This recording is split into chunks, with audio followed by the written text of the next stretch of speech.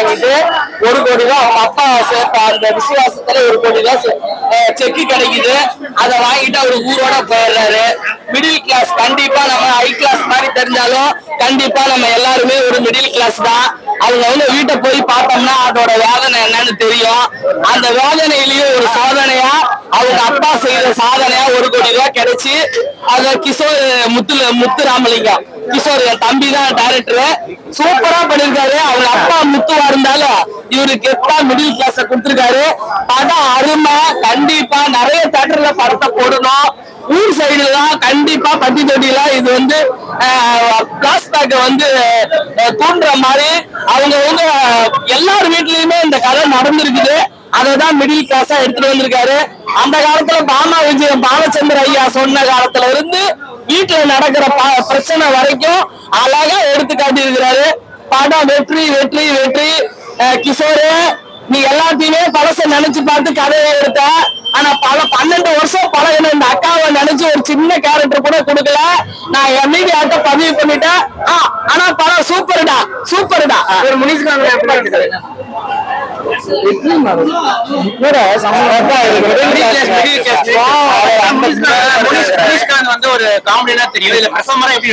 கண்டிப்பா உண்மையாலே முனிஷ்காந்த் வந்து இன்னையில இருந்து வி.கே. ராமசாமி அவருக்கு பேரு நான் வச்சிருக்கிறேன்.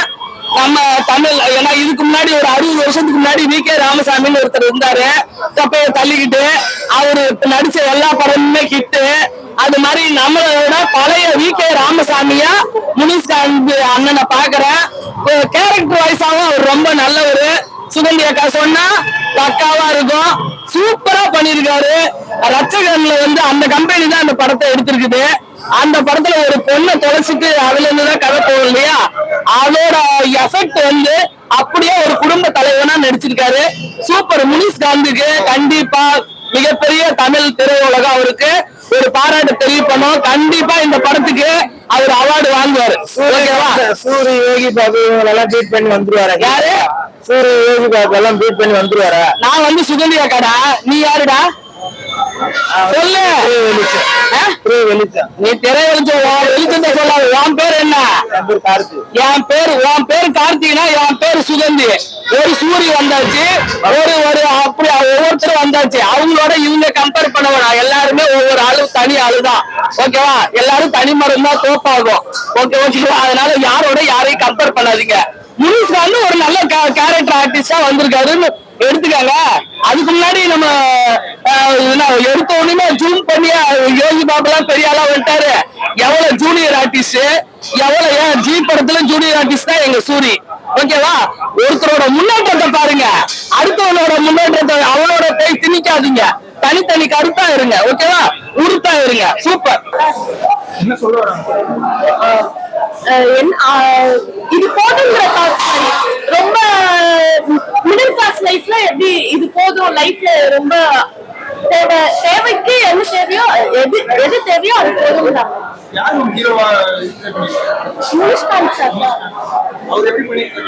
எல்லாரையும் கனெக்ட் பண்ற மாதிரி நல்லா நடிச்சிருக்காங்க.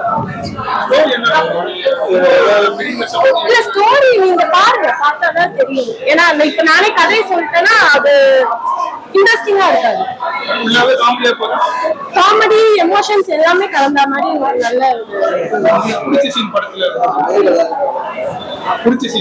பிடிச்ச சீன் வந்து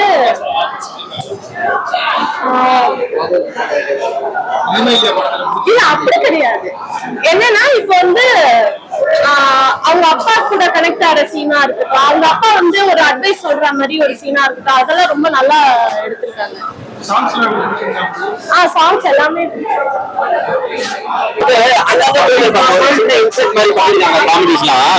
ஒண்ணு இல்ல, ஒரு படம் கிடைக்க போகுது. அந்த கிடைக்கிற நேரத்துல ஒருத்தர் வந்து கண்ணாடி அவுத்துட்டு சோகமா வருவாரு.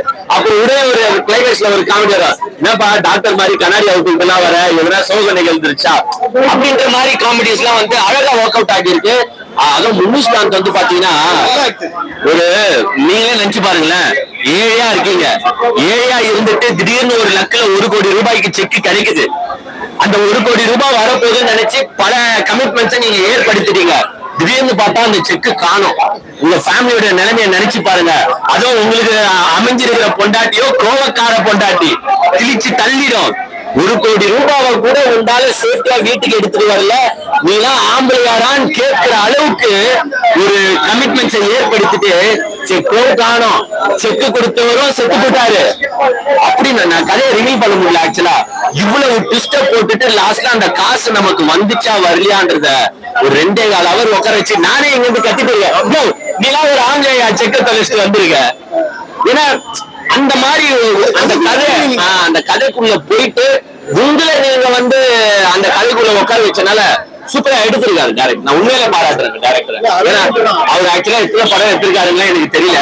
பட் இந்த கதைய அருமையா ஒரு மிடில் கிளாஸ் ஃபேமிலி எப்படிலாம் இருக்கும், அந்த மிடில் கிளாஸ் ஃபேமிலிக்கு ஒரு லக்கு வந்தாலும் அந்த லக்கை இந்த மிடில் கிளாஸ் ஃபேமிலி ஒழுங்கா யூஸ் பண்ணுமா யூஸ் பண்ணாதா அப்படின்றது சூப்பரா எடுத்துட்டு போயிருக்காங்க.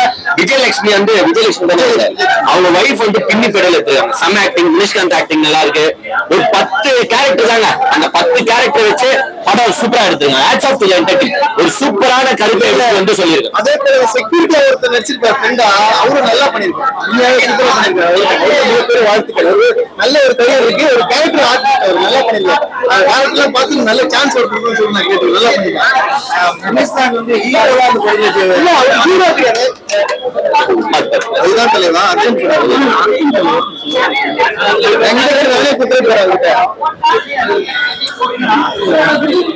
மினிஸ்காந்து பாத்தீங்கன்னா ஹீரோ மெட்டீரியல் இல்லைங்க, கதையும் நாயகன். கதைனா கதைக்குள்ள வந்து அவர் பண்ணிருக்காங்க. எப்படின்னா ஒரு மிடில் கிளாஸ் ஆளு வந்து எப்படி இருப்பாரோ, எப்படி அவங்க ஃபேமிலியில வந்து மெயின்டைன் பண்ணாரோ அது நீங்க பாக்கலாம். ஒரிஜினலாவே காஸ்டிங் நல்லா பண்ணிருக்காங்க. ஆக்சுவலா முனிஷ்காந்த் வந்து இதுக்கு உண்மையிலேயே தேவையான ஒரு கேரக்டர் தான் முனிஷ்காந்த். ஏன்னா ஒரு ஃபேமிலியோட சஃபரிங் வந்து மூஞ்சில காட்டணும், திடீர்னு ஒரு லக்கு வரும்போது அந்த ஒரு என்ஜாய்மெண்ட்டையும் மூஞ்சில காட்டணும். பிளஸ் அந்த ஃபேமிலிஸ் எல்லாம் வந்து பாத்தீங்கன்னா ஒரு 5-6 கேரக்டர் தாங்க. அந்த 6 கேரக்டருக்கும் கச்சிதமா வந்து என்னென்ன ரோல் பண்ணணுமோ அதை கொடுத்து சூப்பரா நெயில் பண்ணிருக்காங்க.